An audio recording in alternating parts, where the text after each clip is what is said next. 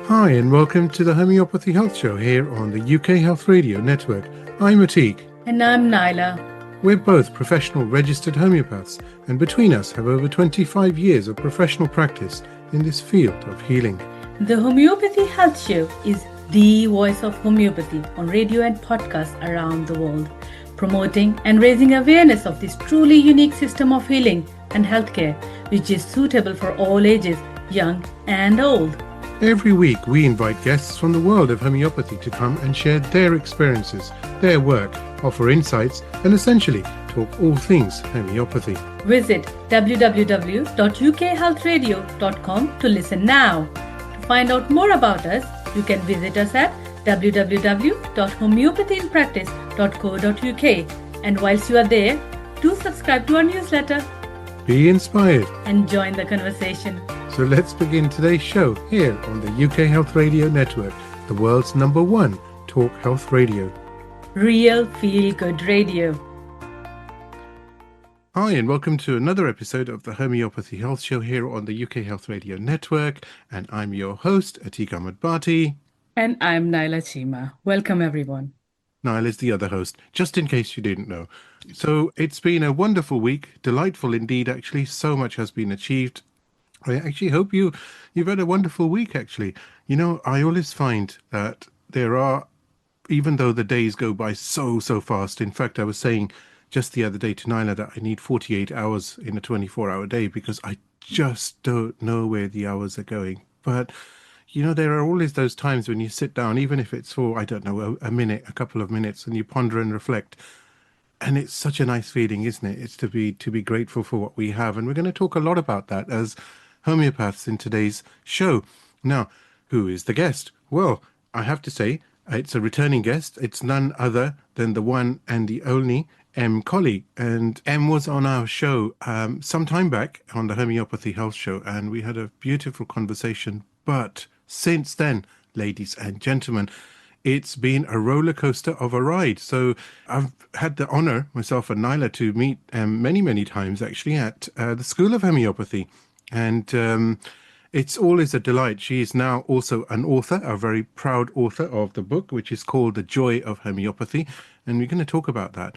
But before we go into that, hey, Em, from Naila and myself, a very warm welcome indeed, a virtual hug, and everything else that goes in between. Thank you. It's really great to be here. And it's beautiful. We started the morning with a little bit of laughter, bloopers allowed, and all of that. Yeah, we had a number of bloopers. I seem to have lost my mojo it was temporary, ladies and gentlemen. I'm absolutely fine now. It's just come back to me. I don't know from where it came, but it's back. Yay. And I have to say, I love you. Oh, you know I do.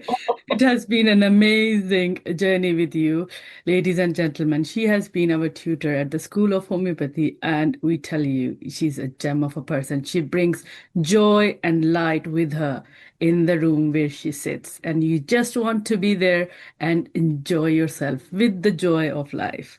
And that is going to be our discussion topic today as well. How can we have joy in our life? You know, it's quite interesting because as you were saying that, and as I was picturing seeing Em at the School of Homeopathy, which is, I mean, she teaches across the UK, but it was just that we meet there often for happy times, actually, like May weekend and whatnot, other sort of special events as well. But there is this scene, for those of you who are fans of Star Wars, I'm not a fan, but I've seen it. So there is a scene, I don't know from which episode, but I think it was the prequels, where there are some aliens, and that's not what I'm saying. I'm just describing the scene. Open to where this is going. Welcome to the Twilight Zone. It's back. But they were very tall, and they had great elegance about them. So, without embarrassing Em, myself and Naila would say that she has great elegance as far as homeopathy is concerned. Am I not right, Naila? Oh, that's absolutely right. Even if we just leave homeopathy aside and talk about life, we have done clinics with her. She brings some different type of energy to the year group. whenever she was mentoring, tutoring, doing, just enjoying. Hmm. Just life. We can see, go to my Facebook and see some of the pictures with her. Yeah. Enjoy her pictures as well. That is also a joy. Morning pictures. Hmm. Lovely. It's beautiful, isn't it? Did I welcome you? There's another blooper, ladies and gentlemen. You did welcome me. But I was just going to say that when you were first on the show, it's some time back now, and the three of us just looking at, we're recording, of course, on Zoom for those of you who aren't aware, and then the show's edited out for broadcast. But we've had amazing journeys, right? And everyone has matured and progressed in their respective field, under the umbrella of homeopathy, of course. But what specialities perhaps we've gone into, and it's such a wonderful time, isn't it, for homeopathy, right? It's so good, and to see it growing, and to see this real focus about collaboration. Something very interesting I'd share is that since this show started, I'm witness to this, that since we've been doing this show now, there's been so much collaboration with homeopaths from around the world, and it's opened up new doors for everybody involved, and it's just so beautiful to be able to work together, right? Absolutely. And it really feels like there's a shift from, I don't know, maybe an ego way of it has to just be me doing to this very collaborative way of working. And I think that's where our strength is as people, let alone as homeopaths. But really that, collaborative working and helping each other, frankly, is a part of a joy of life, I think. Yeah. Just off the, I know Nyla wants to jump in, but just before we were recording, we were talking offline, and we were talking about the joy of homeopathy, literally, which is obviously the title of your book as well. Quite apt, actually, I must say, and very timely, ladies and gentlemen. You must go and buy it. But it's interesting, isn't it? Because we, as homeopaths, we work, we serve. I wouldn't say work. I'd take that back, actually. I'd say we serve, right? We live to help others. We live to teach others. We live to mentor others. We live to collaborate with others. We live to support and to hold others on this journey of healing. And it's such an important time, isn't it, now? Because people need that, right? They need that hand, they need that shoulder, and all you have to say is just talk to me. We know it may sound like a cliche, but 50% of the cure is just in talking, but it absolutely is. It absolutely is, isn't it, Em? That space to be able to express things that you might never have told anybody else. I mean, I think every homeopath out there listening will hopefully sit and nod and say, yes, clients have said to me, I've never, ever expressed this to anyone else in my whole existence, and I'm able to say this to you. And that goes beyond a privilege. I don't really know the word for that. It's just an incredible thing to be able to hold space for another person on this journey, which can be so difficult and challenging at times for any of us. So to be able to provide that, absolutely. What an incredible thing, a gift. And before, sorry, Nyla, last thing, and then I'll be quiet, okay? But I just wanted to say that, from both of us, we've been talking about homeopathy in practice, which is, our platform online, as you very well know, and this show as well, and all the guests that we've had the honor to actually talk to, you being one of them.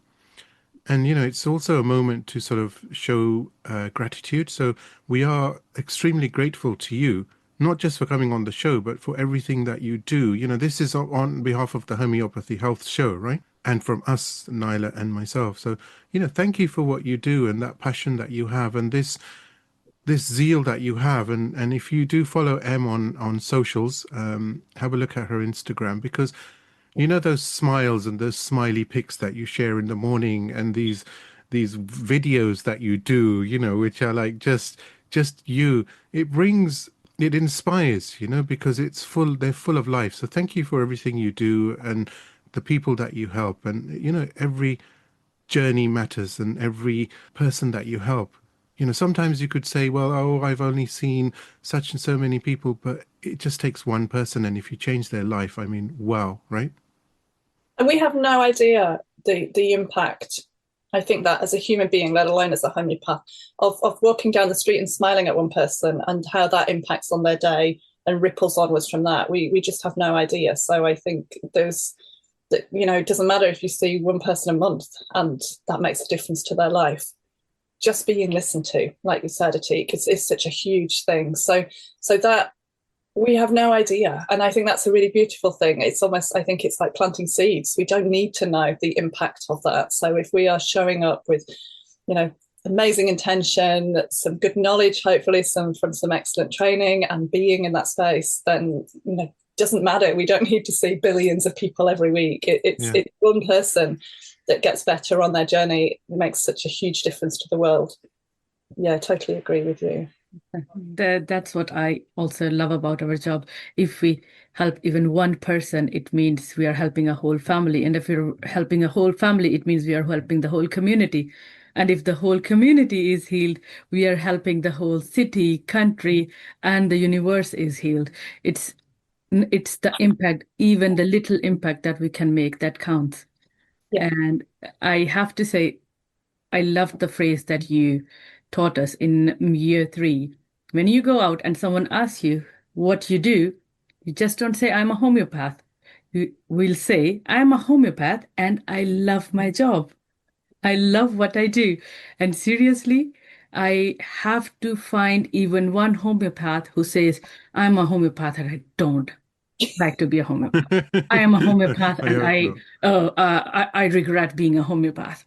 I'm a homeopath and I have no time for myself. I seriously have to still find that one homeopath in this world, in this universe, who doesn't like their job. Everyone I have met, we have met, loves their job. And that is the joy homeopathy brings in. And that brings us to the beautiful topic of joy, because whenever I read joy somewhere, I have to think about you. I have to think about the joy of homeopathy. Even my pen says ink joy. Oh, beautiful. My one says, I'm just a baby. Look. Hey, I don't know what that means, but hey. My favourite new pen says, clinic FOMO is real. Oh, yeah. That's from Denise and Al at the AHE. It is real. But do tell us about, what do you think? What is joy? What is joy? What a great question. I've a quote on my wall. I've loved quotes since I was very little. That's Marianne Williamson says, is that joy is what happens to us when we allow ourselves to recognize how good things really are. And I think there is something, I mean, who would question Marianne Williamson for a start? So I really, really love that concept that we are just able to pause and take a moment and reflect and experience, you know, how good things really are. Because for most of us, you know, we're incredibly privileged. I'm aware there are some horrendous things happening around the world, and I don't want to negate that and say we should all skip through life and everything else. But, you know, for me, I walked the dogs this morning, just a short walk through a field, and I just kept saying thank you. Like, thank you to the thistles for being there. They are so glorious. They haven't got their flowers at the minute, but they do beautiful things. The insects love them. Thank you to the dock leaf. It's amazing for helping with nettles. Thank you for me to be able to walk through this field, see this magnificent tree. So I think that that recognition of how grateful, how lucky, how good things can be in that moment. And often I talk in the book a little bit. Jeremy Sher has this beautiful phrase that he talks about how a great remedy will bring us from the there and then into the here and now. And I think, you know, Eckhart Tolle and the rest would tell you in the here and now, often things are quite good.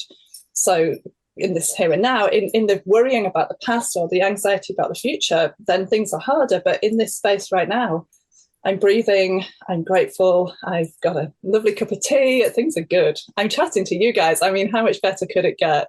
Oh, thank you. Same. That was so amazing. That was so beautifully explained, actually, in here and now. And I'm sure everyone listening to us now will think, am I living in here and now? Or are there any past experiences that are wearing me down? Or am I just worried about future and working towards the future, and I even don't know if the future exists? I always question myself. Many of us work 9 to 5, 5 to 9, 9 to 5, and they're waiting for that time when they stop working and start living on that pension. But the time that we have now, where did it go?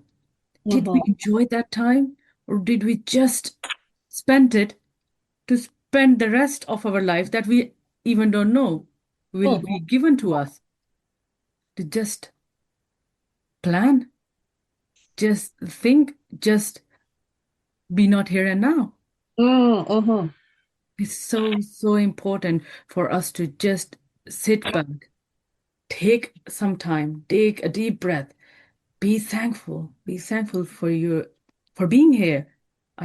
10 years ago, we never knew we are going to be here where we are now, sitting here, talking to each other. I didn't know that there was an Em Colley. I didn't know that a DK Madhati is going to host a homeopathy show. So how can we think about future is going to do this to us? So let's be here now. And I really like the idea of, there's a lot of memes I'm seeing going around at the moment that say we spend so much time worrying about it. What if we spend time visualizing the best scenario instead? Surely we owe it to ourselves to spend at least the same amount of time visualizing that what could happen if everything goes right. Because that just feels so important. Why go down this negative street? And I know we have this negative bias, and our brains quickly see the dangerous and the difficult and the whatever. So I do feel like we have to sometimes put work into discovering the joy. And I have a thing at the minute about celebrating life, exploring joy. And I think, a lot of that celebration is saying thank you for how good it is right now. And also exploring, what might we want to do? Like you say, who knew 10 years ago we'd be sat here having this chat? I've recently got myself a drum. I'm really enjoying playing that. And but I didn't know if I would love it until I got it. So we've just got to dive in and explore things, I think, sometimes. And some things we'll love. I spent a year in 2012. I came out of a relationship on the 11th of the 11th of the 11th. And I decided, right, that's it. I'm going to have this as like a sign. It's there's a lot of ones in that number. I'm going to see it as I'm spending the next year, doing things for myself, experiencing life. And I played out and did different things. So I spent each month, I had a month of working with mindfulness, a month of learning to crochet, learning to knit, learning again to crochet and knit because I'd learned when I was a kid and forgotten, going open water swimming, going barefoot running. I did pole dancing for a month with a friend for, classes.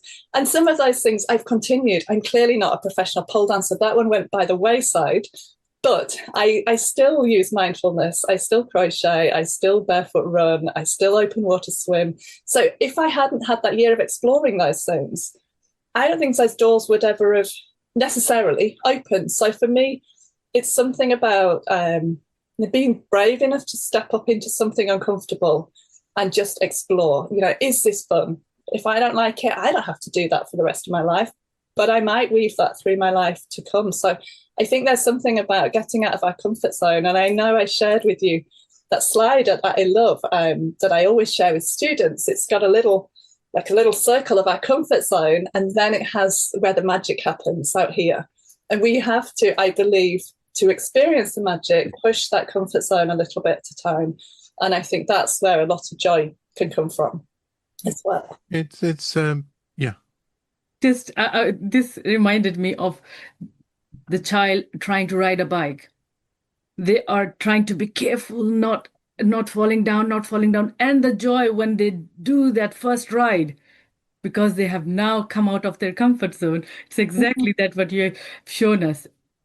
We homeopaths, we also get out of our comfort zone to explore what is beyond where we are living, and that brings.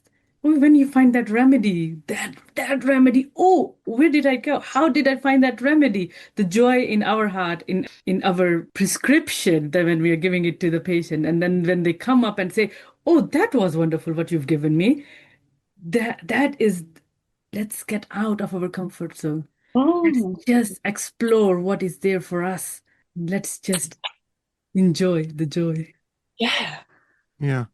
It's a very homeopathy is progressive. We know that, and there are so many new remedies. And when we look at homeopathy and we look at the inception, I mean, it's free, isn't it? It's actually free. It just took some labor of love by Dr. Samuel Hahnemann, and that commitment and that dedication and that overwhelming perseverance that he had, right?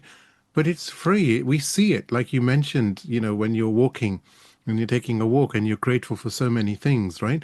it's there, isn't it? It's all homeopathy.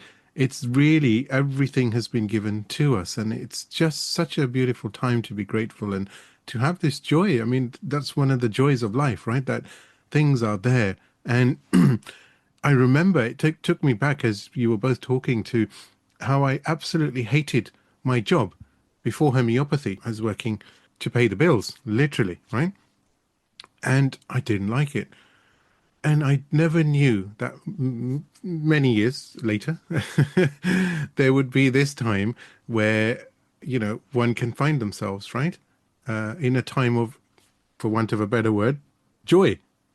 Every day is full of joy. There's so many things to do. There's so many people to help. And it's just wonderful. And people do get down. Homeopaths, I know I speak to so many, as do you, Em, so does Nyla. We all know that sometimes we have good days and we have bad days. But it's not about the good days or the bad days. It's just about being in that moment, right? And saying, okay, what can I do to help somebody, or what can I do to help myself? And our time, me time, as they say, is so, so important as well, isn't it? Mm-hmm. Absolutely, yeah, yeah.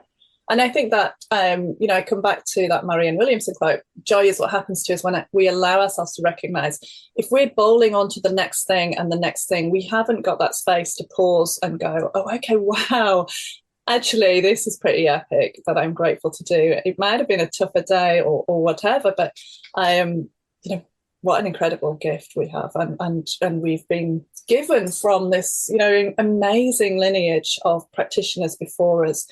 When I wrote the book, I was thinking it's for people who've never really encountered homeopathy, they're curious about it. I'm not in a space that I'm like, I'm going to change anyone's mind. I don't care about that.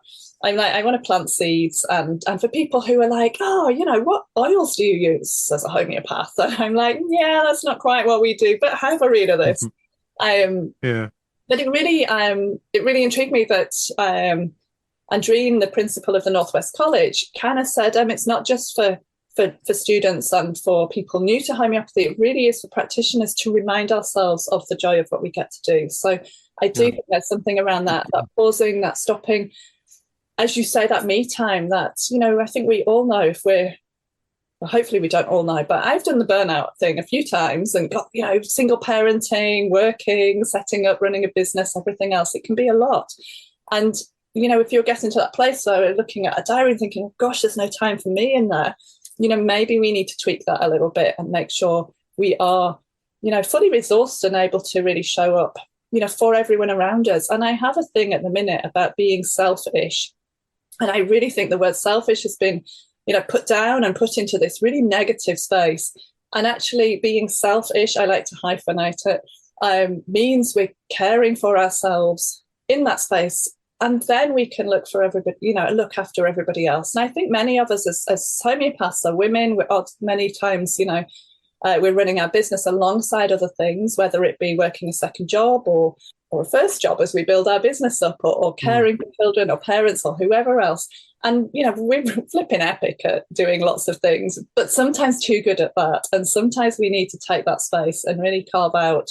And, I've started writing in my diary. Sometimes I'm giving myself a 2-hour lunch break, and I might start at 8 or finish at 7 like today or whatever. But, I'm taking that time that I can take the dogs for a decent walk. I can hang out with my daughter. I can just recharge a little bit. So really remembering, absolutely to look after us in that space, I think is really key to be able to be a great practitioner and have a good, joyful life ourselves, which is so important. I think if we're resonating joy, we're going to spill that out into the world around us, and it's all going to ripple out from there. Yeah, so beautifully said, actually, because this is what happens. Women, we tend to do multiple jobs at one time.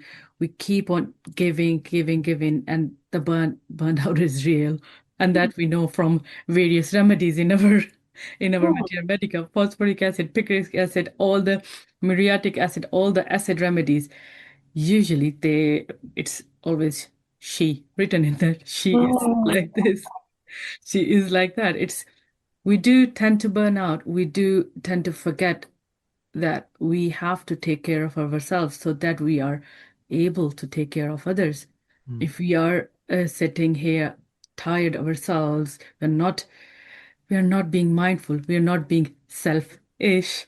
How are we going to protect others? How are we going to give back what we ourselves don't have? Mhm. And I really loved what you've said 2-3 minutes ago, by being brave enough to step into something uncomfortable. Mhm. It is sometimes really uncomfortable to just sit back and relax. It feels like, to me, I have started looking at it differently now, but it has always been like this. If I'm sitting idle, not doing anything, I had this guilt. I'm wasting time.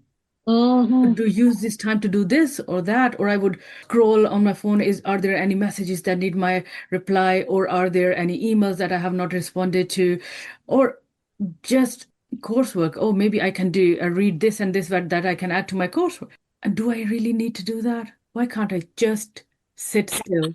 And what happens to me is when I'm sitting still, I sleep. Okay, well, that happened, didn't it? Always, if I'm sitting on the sofa for 2 minutes idle doing nothing, I sleep. Yes, My I'm body sleeping tells right me. now.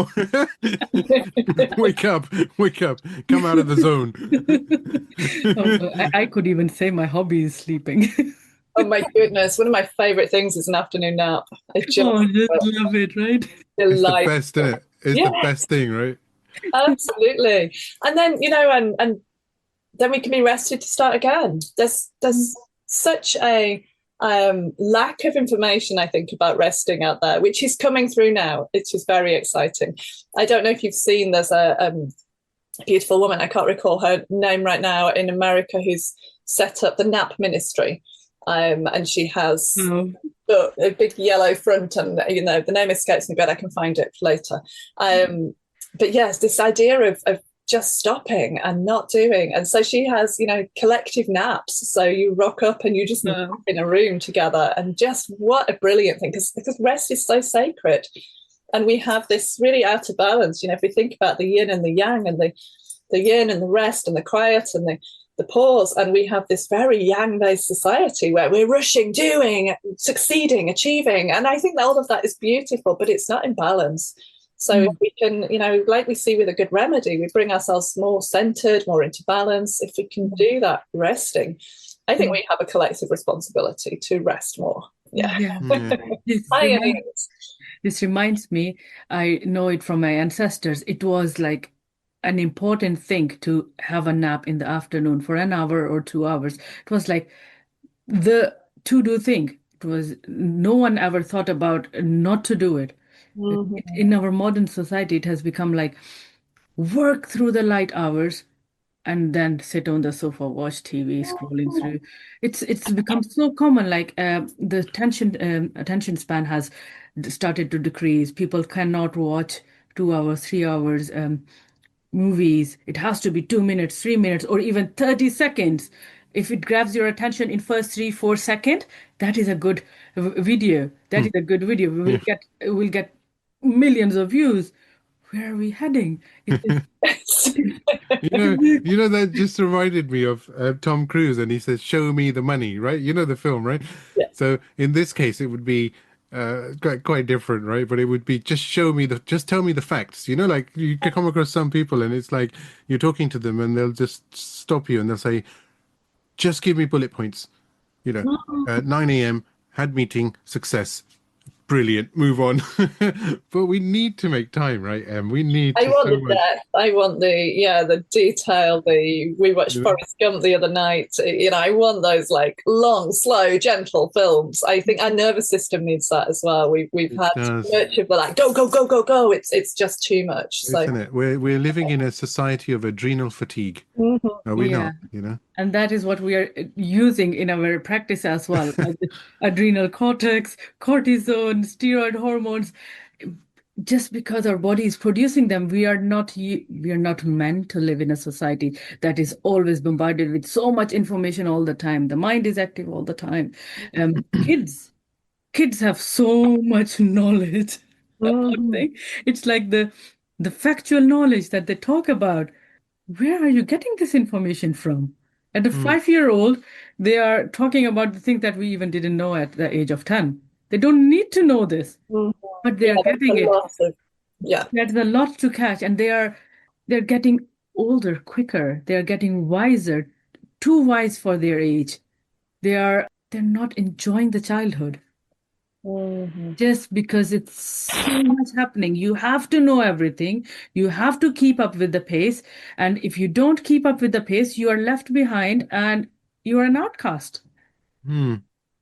I think it's a time for rebellion, for Yeah. wandering around forests and laying, Yeah. looking at the stars and seeing shapes in the clouds and all of those Yeah. things. Yeah, definitely. It's that over cerebralized culture. We need to Yeah. balance that somehow. Yeah. Yeah. Hey, Where did the yeah, joy go? yeah. Where did it go? Indeed. But hey, actually, that's so very, very timely because where did the joy go? Well, I think with you, the joy went in the book. The Joy of Homeopathy, right? Hey, ladies That and was a gentlemen, clever that link. was Yeah, so that was slick. timely. That was so good. You see, I do You have could it be in a me, show okay? host, couldn't I you? didn't With even that? have to try, okay? Yes, you are the host. Blah, blah, blah. Yeah, I So, mean, the Joy of Homeopathy book came from a really angry place, actually. It came from a place of frustration at the way sometimes people are treated. It came from anger that people were left with limited options. And I just started writing. And I saw this the woman who inspired the book for the first follow-up, and she was so different. When we first met, she was waking with seizures every day. She was ticking a lot of the time. She was struggling to, walking down the stairs could take her nearly an hour. Like, she came for a first follow-up, I can't remember, 4-6 weeks later, and she could walk down the stairs like I take for granted pretty much. I was going to say every single day, but like multiple times every single day, I walk up or down my set of stairs and think nothing of it. To take almost an hour to do that is just almost an impossible feat. And that's what her life was. And so to see the massive shift after just a very short space of time in reality, just inspired me to start writing. And I wrote it up as a blog, her case, and then I just carried on writing. So the joy really came from a kind of more frustrated, darker place, but with a feeling that, I want to plant another seed to share with the world the potential of this remarkable stuff that we work with day in, day out. And so it really is a collection of stories of lots of people's experiences. And people often told, there's nothing you can do. You're never going to smell again. You're just going to have headaches all your life. Keep taking the painkillers. And sometimes there is something you can do. And sometimes it is this flipping remarkable homeopathic medicine that we get to work with. So for me, the joy came out of a difficult, challenging time, but it's brought so much more joy to me along the way. I mean, I consider that I'm a fairly joyful person anyway, but I feel like I'm diving even deeper into joy post the book as well. This reminded me of the joy that we experience because we have some options to give them, to tell them, okay, I am listening, sit back, relax, and we'll find a way. We'll walk with you. We have a path that we will follow. Reminded me of a recent case where I myself was not thinking that it will go so well. She was fast track checkups. She was going to have a surgery for a removal of something from her body. But just before the surgery, she just asked them to have an ultrasound done. Maybe things are settled. And to her surprise, in 3 weeks, everything was better. Gone. There was no amount of the thing that they were looking for there anymore. This is the joy that our practice brings. We do have options, just need to explore. The issue nowadays is people, again, what we go to, we don't sit back, we don't think, we don't try to find the options. What we go is, you tell me what I need to do and I'll do it. We are not thinking for ourselves. That needs to wake up. We are responsible for our health. We have to take charge. Why are we giving that charge to others? Why are they deciding what is good for us, what is not good for us? Why are they telling us, you have to take this, otherwise this and this and this can't happen? what on earth if that doesn't happen? Mm. What on earth if it never goes to this? I'm sure you have seen so many patients who are just unwell because they have been labeled that they have this condition or this condition or this condition. Until they were labeled, they were fine. After having that label, you have this condition now. You are wrong. You are bad. You have a fault. Things start aggravating. Before that, they were just them. Now they are labeled themselves. They're labeled by the mainstream media, and that this is taking. I'm sorry to go there, but this is very a topic that that speaks to me so much. People come to you and say, "I have this, a big list," and I ask them, "And who are you?" Mhm. I want to know who you are and not what you are labeled for. It's so apt, isn't it? I'll share two of my own actually. Here was one of my a patient approached me, and so this patient was labeled with a very serious condition, which affected his muscles, caused seizures, and his inability to move and to sleep well. And I said, okay, you've been boxed in, so we need to get you out of that box now. We need to open the door. And lo and behold, after a month, fine. There's nothing. There is no box. And it's interesting because even just yesterday I was speaking to somebody, and you'll resonate with this, Em, is they were talking about such and such, and oh, I've got this, and my life is over, and so many side effects and so many symptoms, should I say. We boiled it down to one medicine that they were on, and those are all the effects of approving almost. These are non-homeopathic, conventional medicine, you know. And as soon as she stops that and a few doses of hopefully some homeopathic remedy, she'll be fine. So it's interesting, isn't it, where we are in our journey, that we can take whatever is prescribed, but when you go to see a homeopath and they give you lecasis in a 30 or I don't know, a Califos in a 6x biochemic, right? It's like pages and pages come out, and they, oh my God, I Googled this and I asked AI and blah, blah, blah, and look at all this, and oh my God, lecasis, oh my God, it's a snake, and what have you done to me? It's like, come on, you know? They talk about that in the food world a lot, don't they? Yeah. I know I've followed a vegan diet for a long time, and there's a lot of things that go around, you know, whilst you're eating McDonald's, everybody's happy. But as soon as you make a kind of a switch like that, then suddenly everyone's a nutritionalist and they want to tell you why you can't do that. So yeah, I think it's very interesting. We have that kind of trust of one system and the skepticism in another. And I do really like, I really like the fourth and the fifth agreement, which talks about being skeptical, but learn to listen. And I think that can be a really good tool for me in my life in general.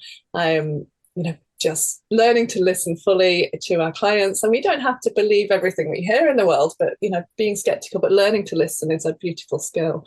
But absolutely, I think, you know, we have to, I'm curious, you know, around there's obviously the placebo effect, but there's also the nocebo effect.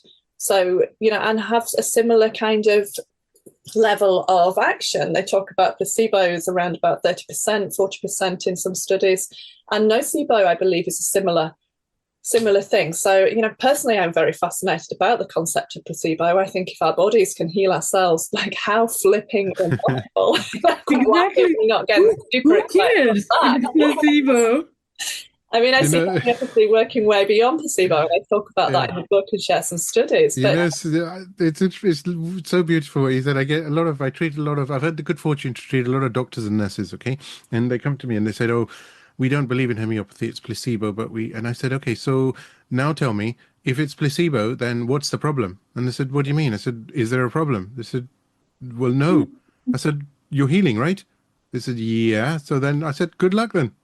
Go for it. Exactly. What is the problem? There's no problem, right?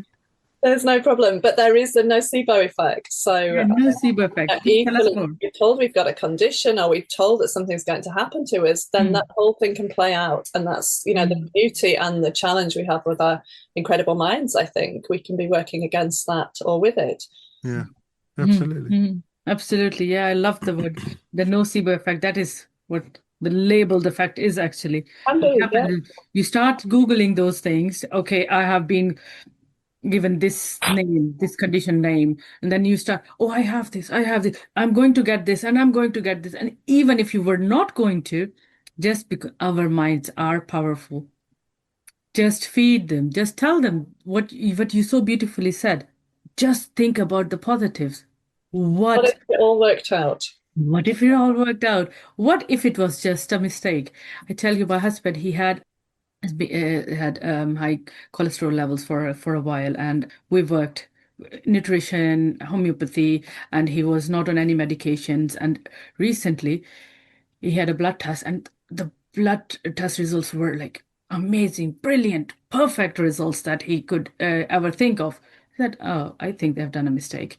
Maybe they haven't taken the blood correctly. My test results can't be so good." I was like, "Come on." Brilliant. Accept the Brilliant. fact that you have worked on yourself. You have done so much to get these results, even though they don't matter. You're feeling well, you're feeling all right.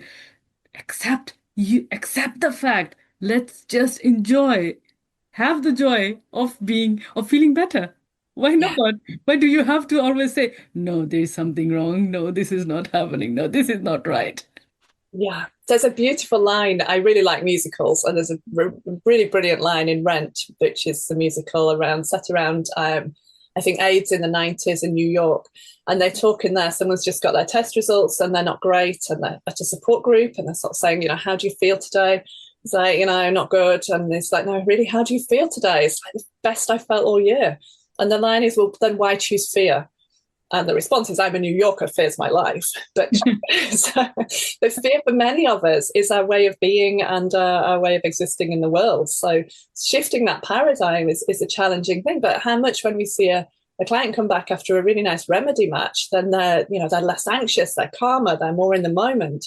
And so, we're all humans. Often for many of us, fear is our life, but we have this incredible tool that we can switch that into a much more positive, hopeful space. And hope, I think that's a big word. Yeah. I have no idea what I'm going to achieve when I start working with somebody, or if I'll be able to have any difference. In my early days, I would think I could cure the world, and I was, deludedly happy about that. But, now with more realism. But I think hope is a massive thing, and it's not to be sniffed at. There is hope that there is something that can help. And if not, with this, then perhaps with acupuncture, with a different therapist, I might not be the right person for someone. And there are options. Whereas I think the line I hate the most is there's nothing else that can be done. Yes. I could rally against that and march against that for days, because so often there is something else that can be done. Definitely. And it's words, isn't it? It's energy. Words have For power. somebody to turn around and say, we can't do anything, but there's many, many options out there. Yes. That will actually change somebody's perception. It's just what Nyla mentioned, as soon as you get labeled, you actually do start. It's a physical phenomena that the mind is so intelligent, right? Of course it is.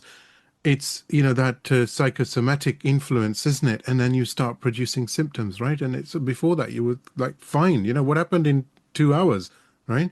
It just switches everything on, right? So it's so interesting, isn't it? Where we are now, and this whole disease process, it's extraordinary. And I really do want to say, I really value and rate and appreciate the world of conventional medicine, and I'm frequently thankful for that as well. Of course. But there are niggly bits that I'm like, please don't say there's nothing else in the world that you can possibly do right now, because there may be.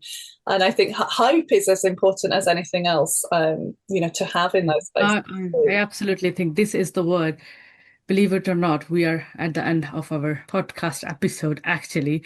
But hope is the big word that we can take away today. If we have hope, we have everything. If we lose hope, we lose everything. We are not against anything. We are not against anyone. All we want is let's hold our hands and walk together. Everything can work together. If you have to take that medicine, please take it. But you can take something else alongside. Yeah. There is never no option. Yeah. Just seen someone this morning doing just that. And, I really love that world of, being able to integrate. I think it's so helpful to integrate. We've stood and cast stones at, different size on whatever topic. Right now the salt path is huge and we're casting stones from here and there. And actually I don't want to. I want to walk this middle ground and just like you say, hold hands. I want to hold hands with people that disagree with me and have those conversations with people that are difficult sometimes, but so relevant and healing. Yeah, we welcome the disagreement. Let's agree to disagree, because if we don't disagree, we are not going to explore what is outside the box. So it is the beauty of us that makes us us, that we have different opinions, we have different views. Let's bring them all together and let's just work as a community and flourish, because all we want to do is happier people who are walking in our doors. All we want to do is give them hope. Don't tell them there is no other option. You have to live with this for all your life. Just tell them, look, I will do whatever I can. Let's walk together, and there is hope out there. You will be better every day. Every day. Just work on yourself. Try to tell your body you can do it, and everything will happen. And it brings me, my mug is my curiosity mug. Yeah. But curiosity, I think, is such a great skill or practice as a homeopath, but in life in general as well, like being curious. Is this going to be, a great thing for me? Am I going to explore that? It brings us, I think curiosity brings joy, not just kill the cat. Yeah, curiosity did in the 1980s, but hey, best years by far. Hey, very saddened to hear Morton Harkett being diagnosed with, is it Parkinson's? I think it was. I think it's Parkinson's. Lead singer for Aha. Yeah, it reminds me of Ha Ha Ha Aha. But it's Anyway, I don't know why I even went there, off tangent. But obviously, when you grow up with a certain kind of music, he hits all 6 octaves. Apparently, that's why he's so unique as a singer. So. But anyway, that's unique. We are happy that more people are getting aware of the natural medicines out there. Our ancestors have been doing it. It is nothing new. Everyone has been doing it. Homeopathy. I have to find someone who have ever said I had any side effects from using homeopathy. So why not try it? Give it a try. Just give it a try for yourself, for your own being. Or you don't have to even come to us and ask ChatGPT will tell you this or this remedy is good. Just try it for your acute ailment, and maybe that will bring you to us, to other homeopaths, because that's your journey. We can just tell you whatever we can. So, in closing, Em, you are a teacher, you're a homeopath, of course, but alongside you're a teacher, you're an author, you mentor, you're well-traveled as well. So what's your advice to students of homeopathy and just homeopaths generally, as far as finding that real question of joy?